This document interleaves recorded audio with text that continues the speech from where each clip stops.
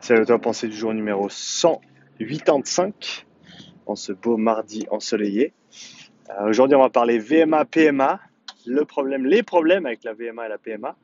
Avant ça, petite notification, va checker le podcast que j'ai publié hier avec Stephen Johnson. Tout sur la respiration, donc celui-là, il va te plaire.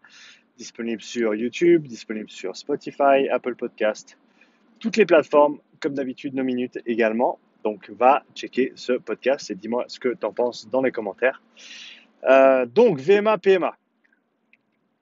Je pense que c'est un sujet qui est important parce que beaucoup de monde utilise ces termes-là, mais à mon sens, en tout cas, sans nécessairement toujours savoir ce qu'ils veulent dire et ce qu'ils représentent. Donc, déjà, on va les définir et ensuite, je vais parler de ma perspective sur ces indices-là ou ces concepts-là.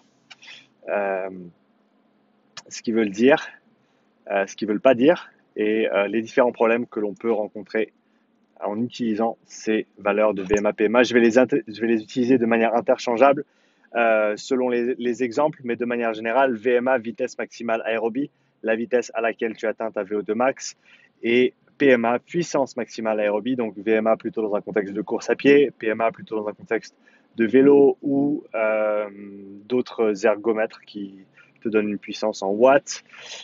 Puissance maximale aérobie, donc la puissance à laquelle tu atteins ta VO2 max.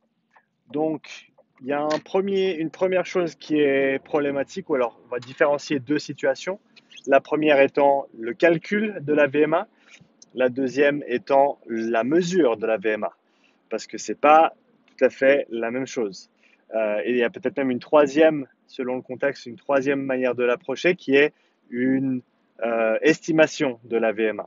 Donc, un calcul se fera très certainement avec, peut-être calcul et estimation peuvent tomber dans la même catégorie. Mais d'une manière générale, on va commencer avec le calcul et ou l'estimation. Donc, il y a plusieurs manières d'y arriver. Un, c'est de faire un protocole comme par exemple un test de demi-Cooper ou de test de Cooper. Cooper qui est un test de 12 minutes en continu et qui va nous donner une distance qu'on a parcourue et une vitesse à laquelle on a pu courir également. Et avec un petit calcul qui, si je ne me trompe pas, prend en compte l'âge, prend en compte le sexe également, peut-être même le poids, mais je suis plus très sûr. Tu peux estimer, calculer ta VMA, donc la vitesse maximale aérobie, la vitesse à laquelle tu atteindrais ta VO2 max. Donc c'est clair que sur un test comme ça, on ne mesure pas la VO2 max ou la VO2, on ne mesure pas la ventilation. Et donc, c'est une estimation, ce n'est pas une mesure.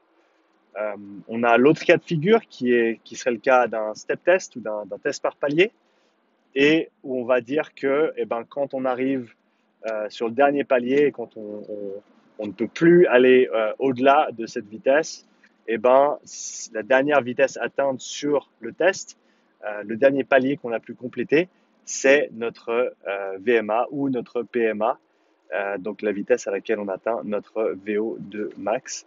Et certaines personnes utilisent cette valeur comme référence pour ensuite planifier des entraînements. Le souci avec la VMA/PMA, c'est que, il n'y a pas vraiment en fait une vitesse où on atteint notre VO2 max. La VO2 max, elle est atteinte dans le domaine d'intensité sévère. Le domaine d'intensité sévère, la limite basse du domaine d'intensité sévère étant la puissance ou la vitesse critique, donc le seuil de fatigue, ou le deuxième seuil, suivant comment on veut en parler, et la limite supérieure du domaine sévère étant la frontière entre le domaine sévère et le domaine extrême étant les intensités de travail qui ne vont pas te permettre d'atteindre une VO2 max parce que tu vas atteindre l'échec avant d'atteindre ta VO2 max. Donc, ça va être des intensités qui sont assez importantes, mais on va dire que la limite supérieure nous inquiète un petit peu moins. Mais quoi qu'il arrive, si tu performes en continu en dessous de ton seuil de fatigue, donc de ta vitesse ou de ta puissance critique, tu vas atteindre un état stable de la VO2, peut-être proche de la VO2 max, mais sans jamais atteindre cette valeur de VO2 max ou VO2 pic. Alors que si tu es dans ce domaine sévère, donc dès le moment où tu vas dépasser ton seuil de fatigue, dépasser ta puissance critique, dépasser ta vitesse critique, tu vas tendre vers ta VO2 max et donc vers l'échec peu de temps après. Combien de temps tu dures après dans ce domaine sévère?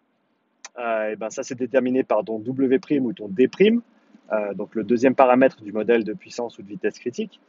Et ça va bien sûr dépendre de la vitesse à laquelle tu vas. D'accord? Ou la puissance que tu vas tenir en dessus de ton seuil de fatigue. C'est-à-dire que si, alors je prends mon exemple, euh, si j'ai mon seuil on va prendre la puissance critique, 280 watts à peu près, 280 watts, et ben si je me mets à 300 watts, je vais atteindre ma VO2 max. Pas tout de suite, ça va peut-être prendre 15 minutes pour que je l'atteigne, 12-15 minutes, mais je vais l'atteindre. Et peu de temps après, je vais devoir ralentir. Si je suis à 400 watts, et ben là, ce sera plus de l'ordre de 3 minutes que je vais tenir avant d'atteindre ma VO2 max et avant d'atteindre l'échec. Donc, ces deux vitesses me permettent d'atteindre ma VO2 max. Est-ce que ça veut dire que je peux dire que ma VMA c'est 300 ou ma VMA c'est 400 watts ma PMA c'est 300 watts ou ma PMA c'est 400 watts? Eh ben non, ça n'a pas de sens. Encore une fois, cette valeur, elle est dépendante du protocole que tu utilises. C'est-à-dire que si j'utilise mon step test intermittent, donc mon test intermittent par palier, ceux que j'utilise pour effectuer les bilans physiologiques, moi je sais qu'en partant de 100 watts et en faisant des paliers de 25 watts, j'arrive à finir le palier à 325 watts.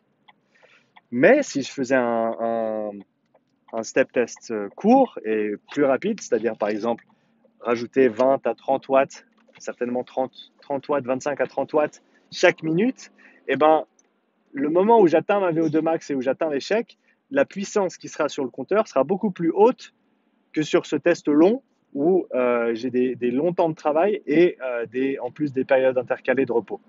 D'accord? Donc, le concept en lui-même de VMA ou PMA, il se tient pas en fait. Il se tient dans le contexte d'un protocole précis.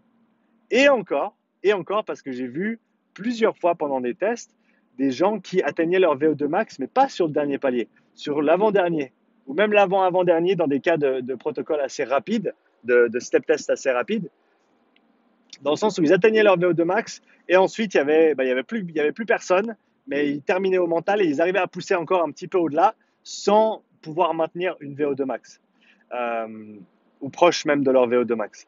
Et donc, ce concept, il est problématique parce que ça nous induit à penser qu'il y a une vitesse ou une puissance qui nous permet d'atteindre notre VO2 max. Non.